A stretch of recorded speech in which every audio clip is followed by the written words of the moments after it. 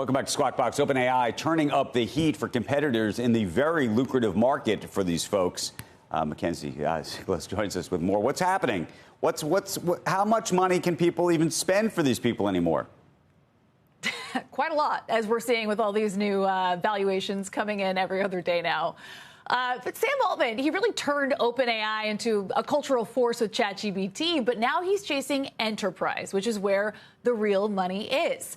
GPT-5 is at the center of that push. So yes, the rollout was messy, but the upgrade was never really about the average user. It's meant for high-ticket corporate buyers, the ones who have long relied on Anthropic for their coding needs. Now, a source familiar with internal data says that since launch, API usage has more than doubled. It's handling twice as much coding and agent building work, with reasoning use cases up eightfold. Now, startups like Cursor and Versal have made GPT-5 the default in certain products and workflows, especially for tasks like code generation and front-end design. Now, several told me that it's fast to integrate, more reliable on complex steps, and dramatically cheaper than the alternatives. You got GPT-5 costing up to 7.5 times less than Claude for some enterprise workloads, which is certainly enough to rethink old loyalties. And that momentum puts pressure on Anthropic, which gets 80% of its revenue from businesses. Anthropic, though, still scaling fast in enterprise, with that revenue up 17x year over year, thanks to massive multi-product deals with names like Amazon. Andrew?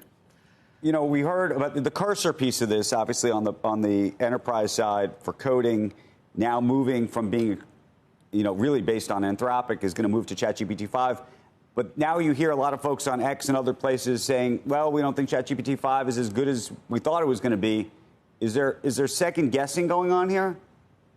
Well, what was fascinating is Cursor, as you said, one of Anthropic's big customers. They still have an ongoing revenue agreement, and it's still the default for existing customers. It's just that new users to the platform will have GPT-5 as a default. But the fact that the CEO got on stage during OpenAI's live stream calling GPT-5 the smartest coding model we've ever tried, that's certainly a big symbolic gesture here.